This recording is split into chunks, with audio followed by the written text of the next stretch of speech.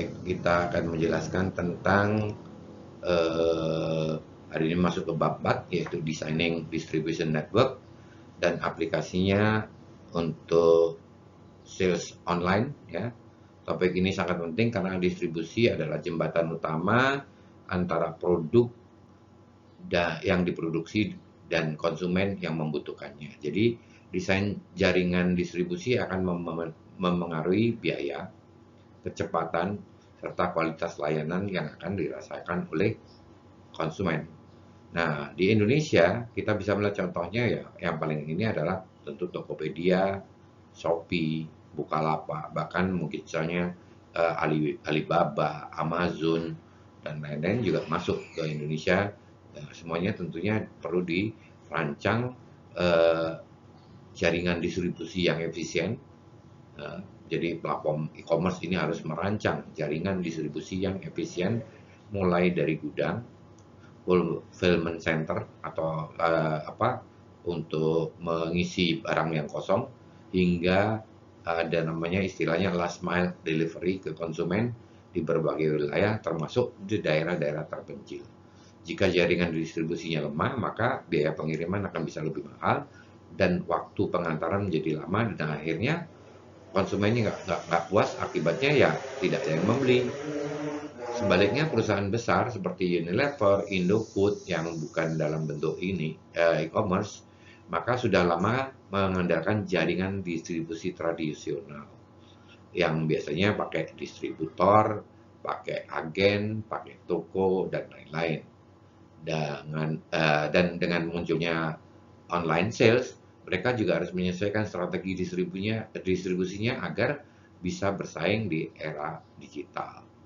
Jadi di bab ini kita akan membahas bagaimana merancang distribusi yang tepat, kemudian sesuai dengan karakter produk dan kebutuhan pasar, bagaimana online sale mengubah pola distribusi khususnya di era digital dalam supply chain, serta trade-off antara pengorbanan antara biaya dan kecepatan dan tingkat layanan. Semakin cepat layanannya, tingkat layanannya semakin memuaskan, biayanya tentunya akan lebih tinggi. Kalau ingin murah, maka kecepatan berkurang, tingkatan layanan akan menurun juga. Jadi itu yang kita inikan. Oke, selanjutnya adalah jadi tujuan dari pembelajaran ini adalah satu, memahami peran distribusi dalam supply chain. Distribusi itu bukan sekedar membedakan barang dari pabrik ke konsumen, tapi distribusi berperan langsung dengan efisiensi biaya dan kepuasan pelanggan, ya. Kemudian dua, menjelaskan faktor-faktor yang memengaruhi desain jaringan distribusi. Perusahaan harus mempertimbangkan biaya transportasi, biaya penyimpanan, tingkat permintaan pelanggan, hingga cakupan geografis.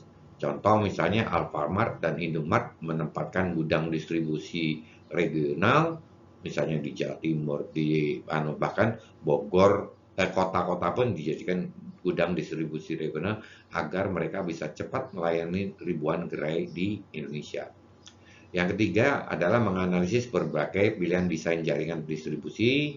Kita akan nanti mencoba beberapa ini, analisis dengan distribusi langsung atau direct shipping, cross docking, kemudian hingga multi echelon distribution network, dan tiap pilihan punya kelebihan dan kekurangannya. Kemudian juga kita akan mencoba menilai dampak distribusi online terhadap supply chain tradisional. Kehadiran e-commerce tentu menggoncang e-commerce dan marketplace akan memaksa perusahaan bertransformasi ke model omni-channel. Jadi dia mulai menggunakan beberapa channel untuk ini. Walaupun dia tadinya menggunakan distributor. Contoh Matahari Department Store sekarang kini mengkombinasi antara toko fisik dengan platform online lainnya dan mengaplikasikan distribusi ke online sales. Oke, itu adalah learning objektif kita. Jadi Anda bisa diinikan. Kita lanjut saja dengan peran distribusi dalam supply chain.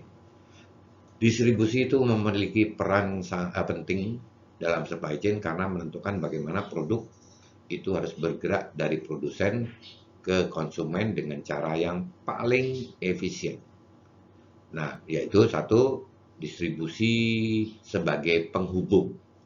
Nah, distribusi adalah jembatan antara proses produksi dan permintaan konsumen.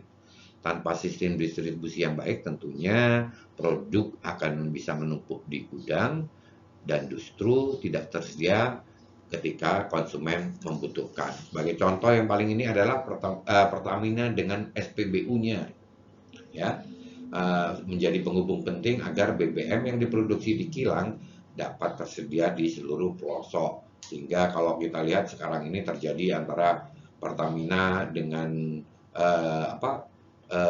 penyedia di luar Pertamina, seperti Shell, kemudian apalagi itu uh, uh, yang British Oil itu dan Vivo, mereka bingung karena uh, distribusinya yang tidak benar, dan itu saling menyalahkan akhirnya.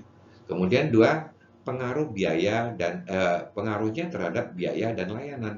Distribusi itu tentu mempengaruhi biaya supply chain, yaitu transportasinya, penggudangannya, persediaannya, sekaligus tingkat layanan pelanggan, yaitu kecepatan, keandalan, ketersediaan barang. Jadi perusahaan harus bisa menemukan keseimbangan optimal di sini.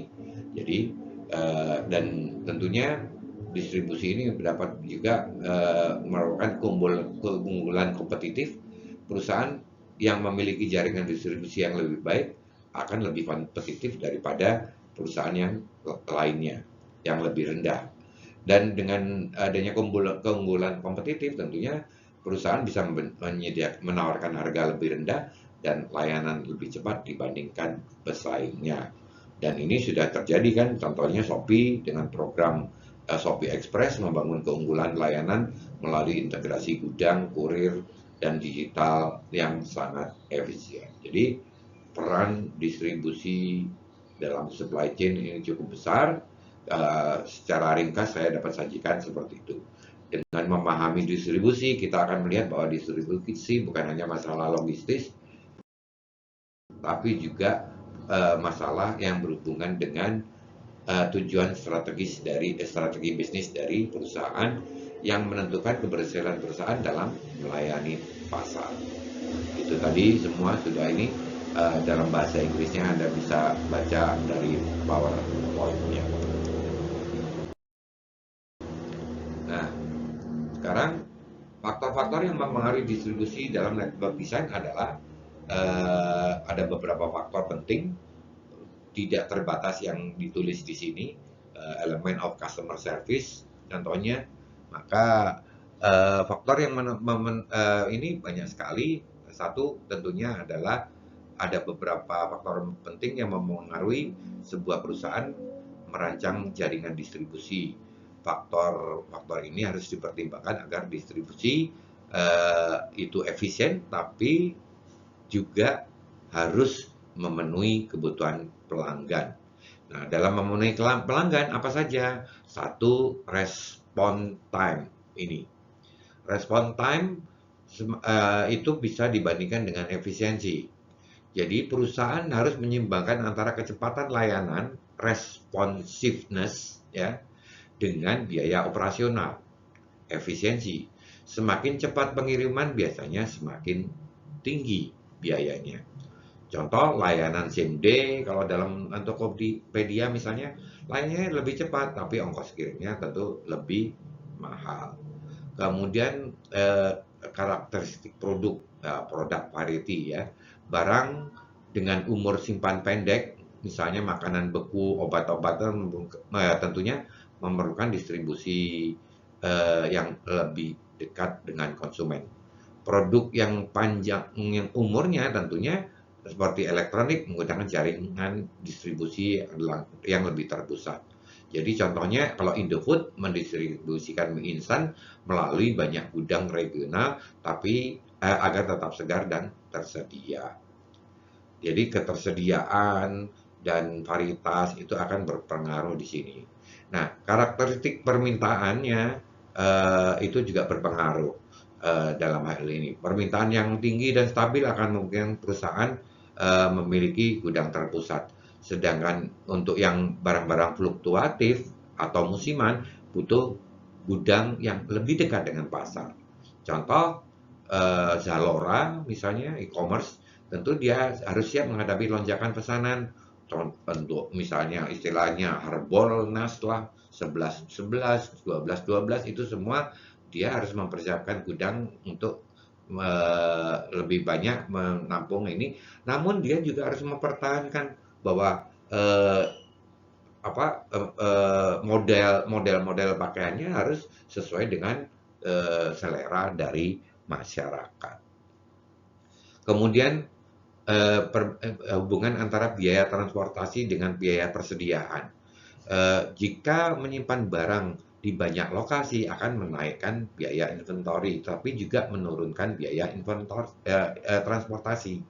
Jadi gudang semakin banyak tentunya semakin tersebar akan menyebabkan biaya transportasinya rendah, tetapi biaya persediaannya mahal. Jadi harus diseimbangkan.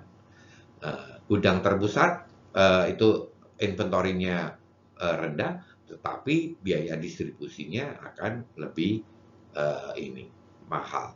Kemudian akses geografis, kondisi geografis tentu menentukan dari distribusi.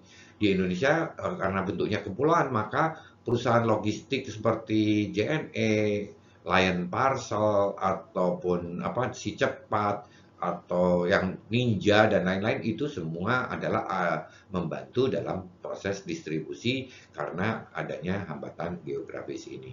Intinya, desain jaringan distribusi harus menyeimbangkan antara biaya total dengan tingkat layanan pelanggan, maaf. Nah, ini yang perlu diinikan. Nah, itu semua sudah dibahas di dalam ini ya. Supply chain cost effect by network structure, inventory, transportation, facility handling, dan information. Berikutnya juga respon time dibandingkan dengan jumlah fasilitas. Semakin banyak semakin tinggi jumlah fasilitasnya atau gudang-gudangnya, tentu semakin cepat respon time-nya. Semakin sedikit, maka dia akan responnya semakin jauh kalau digambarkan secara grafis seperti ini. Kemudian inventory cost dengan jumlah fasilitas. Semakin banyak fasilitasnya, maka inventory cost-nya semakin tinggi. Gudang terpusat rendah, gudang tersebar semakin banyak biayanya. Semakin tinggi, semakin mahal barangnya, dan semakin konsumen tidak mau menerima barang dengan harga mahal, kecuali barang-barang tertentu. Kemudian transportation cost dengan jumlah facility pun hubungannya adalah semakin banyak fasilitas yang digunakan untuk sebagai penyimpanan, maka transportation cost-nya juga semakin rendah. Maaf, kebalik saya. Jadi semakin banyak jumlah fasilitasnya, maka transportation cost-nya akan semakin rendah. Di sini dicari titik optimumnya. Cara mencari titik optimum kita bisa menggunakan optimasi. Dan ini di pelajaran business decision modeling sudah dilakukan. Kemudian facility cost dan number of facility. Ini juga sama tadi kan sudah saya jelaskan secara ringkas tadi, biaya fasilitas itu semakin meningkat dengan jumlah adanya gudang di mana-mana atau fasilitas di mana-mana. Kemudian hubungan antara biaya logistik, respon time, dan number facility. Jumlah fasilitas semakin banyak, maka respon time semakin menurun, sehingga kalau digabungkan dengan biaya lain-lain, maka total cost-nya akan membentuk seperti bentuk parabola ke bawah ini. Maka dicarilah kesetimbangan di mana jumlah fasilitas yang cocok sehingga respon time-nya juga akan lebih rendah. Karena respon time yang lebih rendah, perusahaan akan lebih disukai oleh konsumen. Kita lanjut. Nah, design option dalam distribusi network. Ini karena suara saya juga hampir habis kalau saya ngomong terus, saya mohon maaf, saya gunakan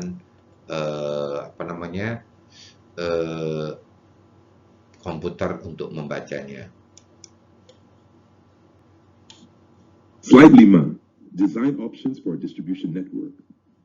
Ada beberapa pilihan desain jaringan distribusi yang umum digunakan perusahaan. Setiap opsi memiliki trade-off antara biaya, kecepatan, dan fleksibilitas layanan. 1.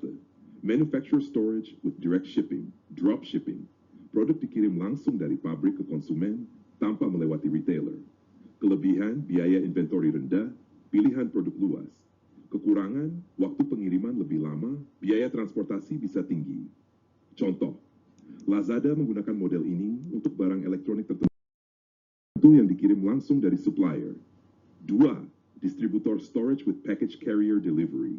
Barang disimpan di gudang distributor, lalu dikirim menggunakan jasa ekspedisi. Cocok untuk produk dengan permintaan bervariasi. Contoh, Blibli dan JDID banyak menggunakan model ini dengan dukungan kurir pihak ketiga. 3. Distributor storage with last mile delivery. Barang disimpan di gudang distributor, lalu dikirim langsung ke rumah konsumen. Lebih cepat, tetapi memerlukan investasi besar pada armada logistik. Contoh, Shopee Express dan Gojek GoSend Instant. 4. Manufacturer distributor storage with customer pickup. Konsumen memesan online lalu mengambil barang di lokasi tertentu. Cocok untuk produk dengan volume besar atau konsumen yang ingin hemat ongkir. Contoh, IKEA Indonesia, Click and Collect. 5. Retail storage with customer pickup. Barang tersedia di toko fisik, konsumen bisa langsung ambil setelah pesan online. Memberikan pengalaman omni-channel. Contoh, Alfamart, Click dan Indomaret Pointku. Setiap model harus dipilih berdasarkan karakter produk, target pasar, biaya logistik, dan tingkat layanan yang diinginkan.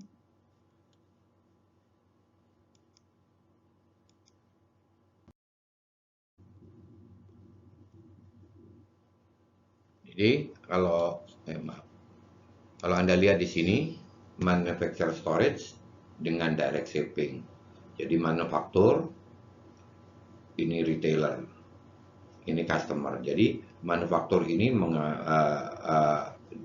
retailer minta pada manufaktur, tapi manufaktur juga bisa langsung ke customer. Ini flow produk, ini informasi di retailer, dan ini adalah informasi flow-nya.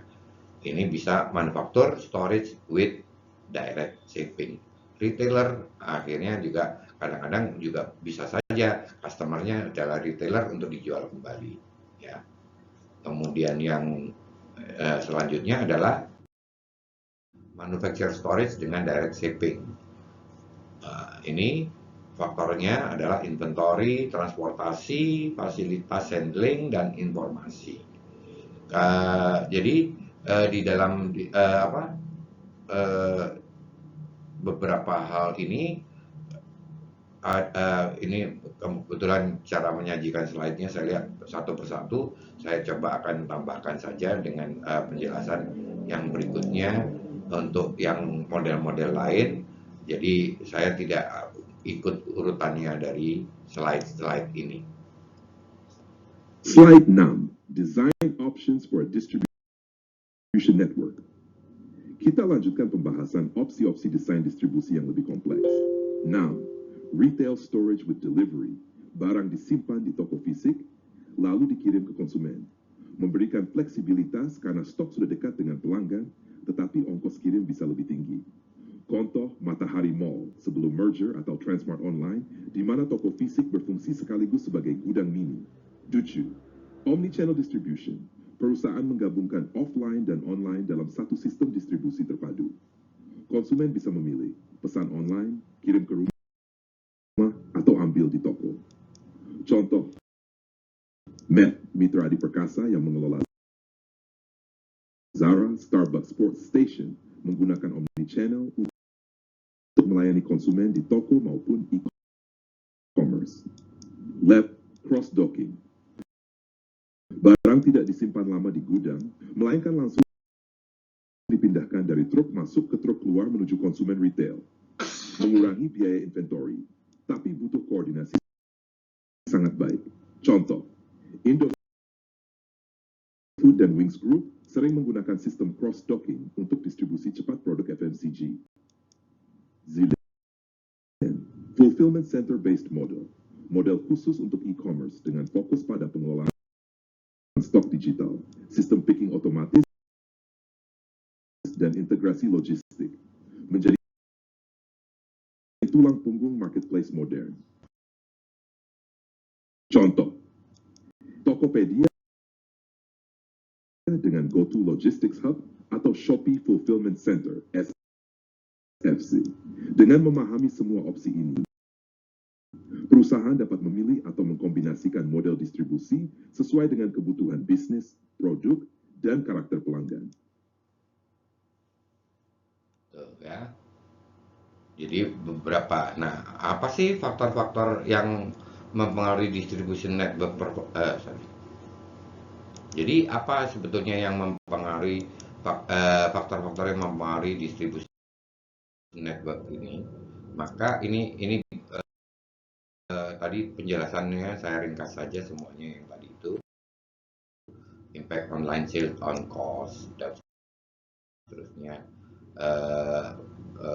Kemudian online sales score,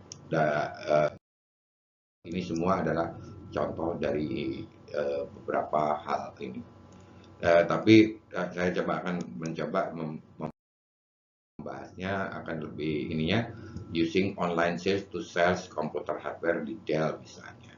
Di sini maka impact pada online sales on customer adalah delay in fulfilling customer request. Akibatnya permintaannya tentunya akan tertunda untuk dipenuhi. Dampaknya terhadap biaya adalah mengurangi biaya inventory, mengurangi biaya fasilitas, tapi transportasinya menjadi lebih tinggi dan information cost-nya menjadi lebih tinggi pula.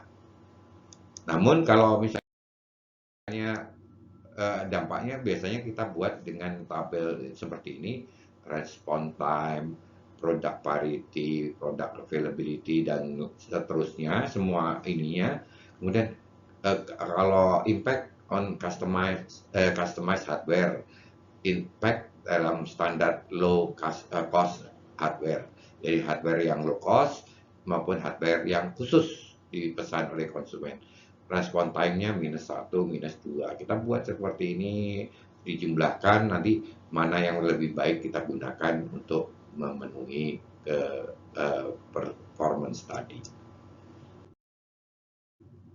Nah, jadi dengan menggunakan online sales to sell computer hardware tadi, maka digunakanlah network atau distribusi supply chain yang modelnya adalah model hybrid, yang merupakan model yang lebih efektif dibandingkan dengan model yang kita tradisional menggunakan gudang maupun yang seperti online menyebar tempat-tempat distribusi dimanapun. Dan more significant as hardware become more commodity. Kalau dia komoditas, maka hardware-nya akan lebih lebih bagus diterima oleh konsumen. Dan di sini tentunya mengambil keuntungan dari kekuatan dari baik itu online sale maupun tradisional retail dan serta distribution channel. Ini adalah hybrid. Sudah bentuk-bentuk yang mulai di pendekatannya seperti ini untuk hardware-hardware yang customized seperti komputer, peralatan dan peralatan lainnya. Nah, sedangkan seperti untuk buku dengan menggunakan online sih seperti di Amazon, maka dampak dari online sales kepada customer, internet tidak memangkas supply chain, tapi membuat mereka apa namanya, memudahkan si customer mendapatkan pilihan serta kenyamanan. Dampak online sales pada biaya tentu mengurangi inventory cost, mengurangi pula biaya fasilitas untuk penyimpanan, serta meningkatkan total biaya transport, serta meningkatkan juga information cost. Information cost apa? Ya kita harus menambahkan internet, menambahkan review, book review, menambahkan orang like and subscribe, dan itu semua adalah information cost dan biayanya cukup tinggi. Nah, sedangkan kinerjanya bisa dinilai sebagai berikut. Nah, ini semua satu persatu Anda bisa lihat untuk online sales dengan menggunakan online sales untuk menjual buku, maka distribusi jaringan supply untuk buku bisa dilakukan melalui toko buku, tapi saat ini mulai dikurangi. Orang sudah tidak lagi membuat toko buku, kemudian di mana Amazon itu menjadi lebih efisien. Nah, sekarang bagaimana kalau kita untuk menjual barang-barang groceries atau barang kelontong? Dampak online sales pada customer service tentunya menjualnya lebih nyaman dan menghemat waktu.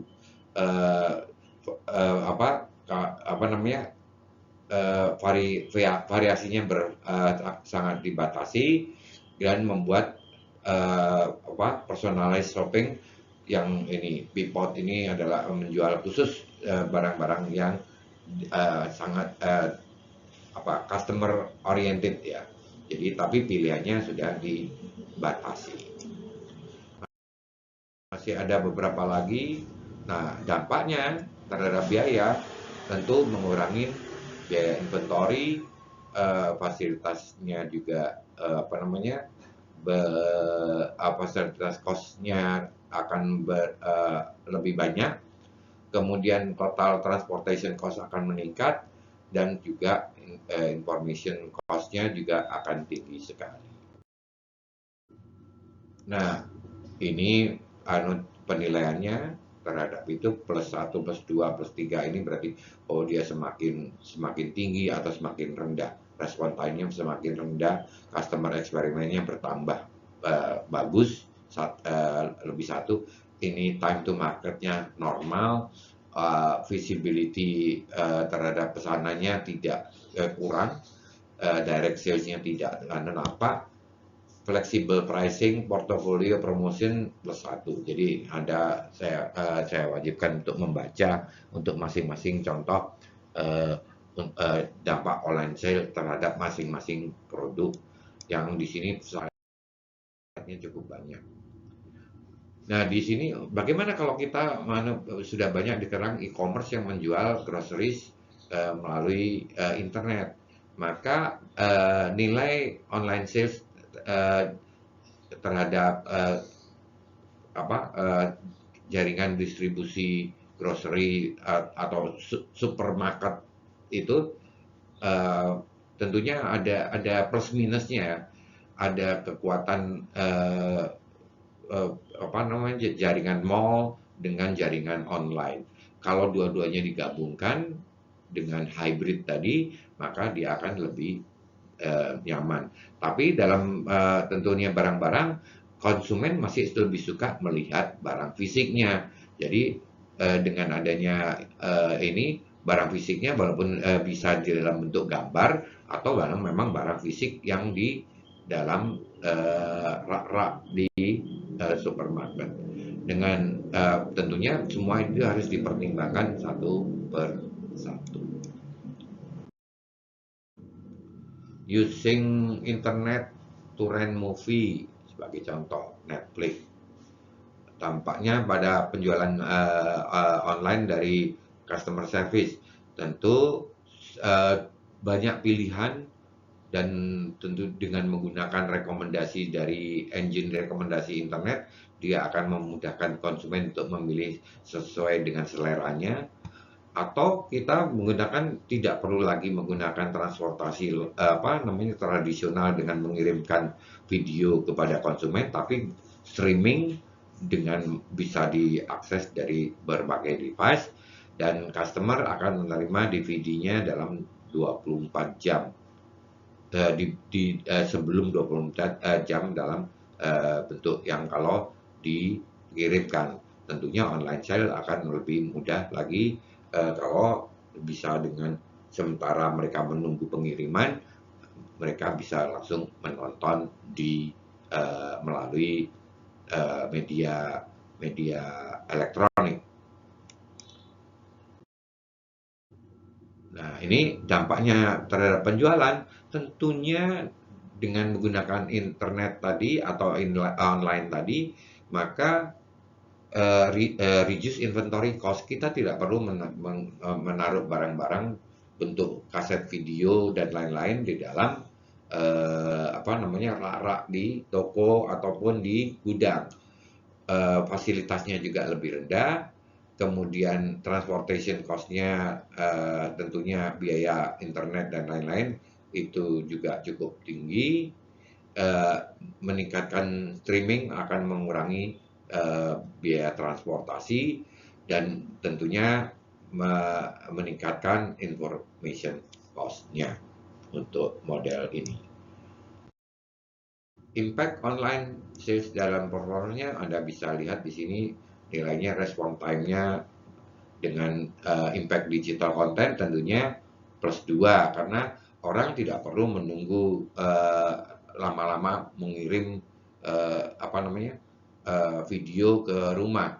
Sekarang sudah lebih cepat dan lain-lain. Ini dampaknya menjadi lebih baik. Time to market nggak ada penting dan seterusnya, ya. Tapi transportasinya jadi 0 dan itu.